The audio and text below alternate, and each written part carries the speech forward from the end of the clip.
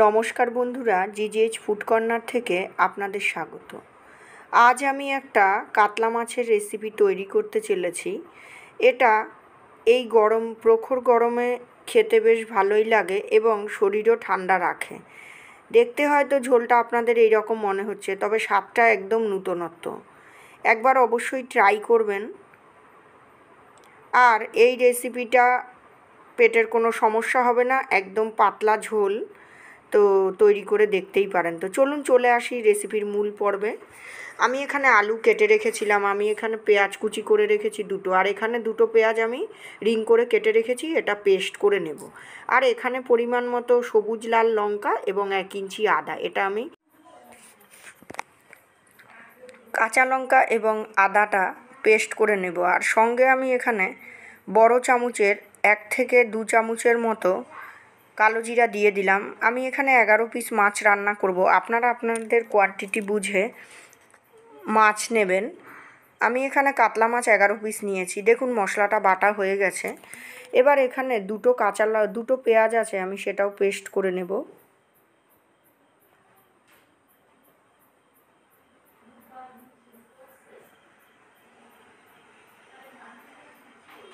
আর এখানে যে মাছগুলো আছে তার মধ্যে আমি পরিমাণ মতো লবণ এবং হলুদ মেখে নেব খুব ভালো করে, যেন লবণটা এবং হলুদটা আগে থেকেই ভালো করে মাছে ঢুকে যায়। লবণ জানেন তো, বড় মাছে লবণ কম ঢুকলে মাছের স্বাদ ভালো পাওয়া যায় না, একটা মিষ্টি মিষ্টি পানসাটে ভাব লাগে। সেই জন্য লবণটা ভালো করে মেখে নিতে হবে একটু বেশি করে দিয়ে।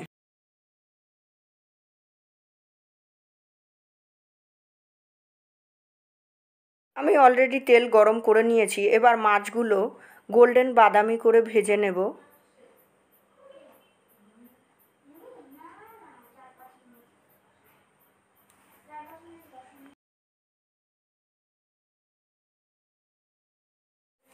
এবার মাছ ভাজাগুলো তুলে নিতে হবে। দেখুন খুব সুন্দর রং এসে গেছে। মাছটা হালকা করেই ভাজবেন, খুব কড়া করবেন না। এবার ওই তেলে পরিমাণ মতো আলু দিয়ে দিতে হবে। আমি এখানে আলুর পিসগুলো লম্বা স্লাইড করেই কেটেছি। কিছুক্ষণ নাড়াচাড়ার পর ঢাকনা বন্ধ করে হাই ফ্লেমে ভেজে নেবেন। খানিকক্ষণ ভেজে নেওয়ার পর পরিমাণ মতো হলুদ এবং লবণ দিয়ে খুব ভালো করে লাল করে ভেজে নিতে হবে হাই টু মিডিয়াম হিটে। মাঝখানটা একটু হালকা করে একটু জায়গা করে নিয়ে তাতে পেঁয়াজ কুচিটা দিয়ে দিতে হবে। আমি এখানে দুটো পেঁয়াজ কুচি রেখেছি, দিয়ে ঢাকনা বন্ধ করে দিতে হবে। কিছুক্ষণ ঢাকনা বন্ধ করে রাখার পর ঢাকনা তুলে খানিকক্ষণ আবার ভেজে নিতে হবে। এবার তৈরি করে রাখা পেঁয়াজ বাটাটা দিয়ে দিতে হবে। এখানে আমি দুটো পেঁয়াজ নিয়েছি। পেঁয়াজ বাটাটা দিয়ে খুব ভালো করে কষিয়ে নিতে হবে।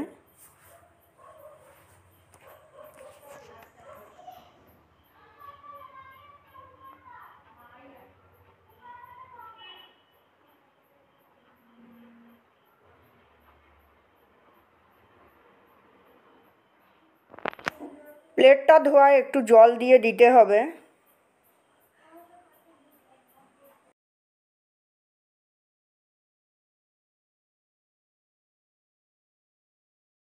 তৈরি করে রাখা মশলাটা দিয়ে দিতে হবে, কাঁচা লঙ্কা, আদা এবং কালো জিরা দিয়ে খুব ভালো করে আবার কষিয়ে নিতে হবে।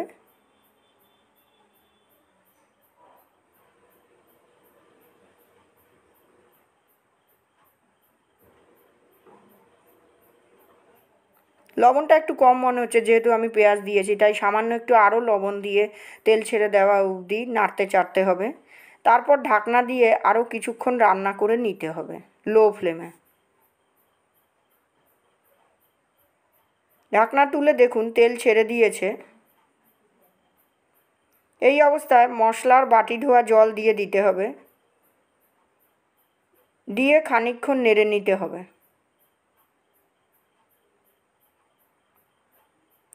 নেড়ে নেওয়ার পর ভেজে রাখা মাছগুলো দিয়ে খুব ভালো করে মিশিয়ে দিতে হবে।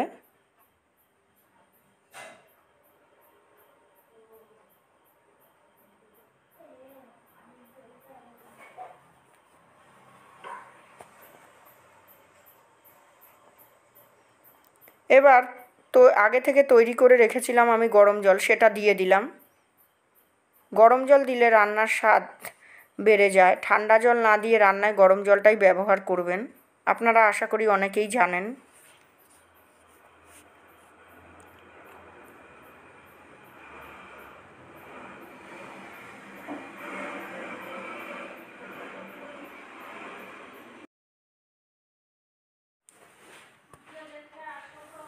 এবার ঢাকনা বন্ধ করে আরও কিছুক্ষণ রান্না করে নিতে হবে।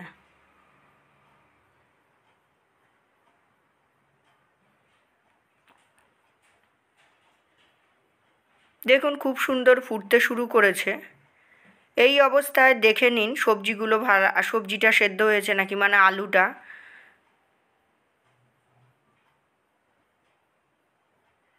তো তৈরি হয়ে গেল আমাদের এই গরম গরম পাতলা মাছের ঝোল।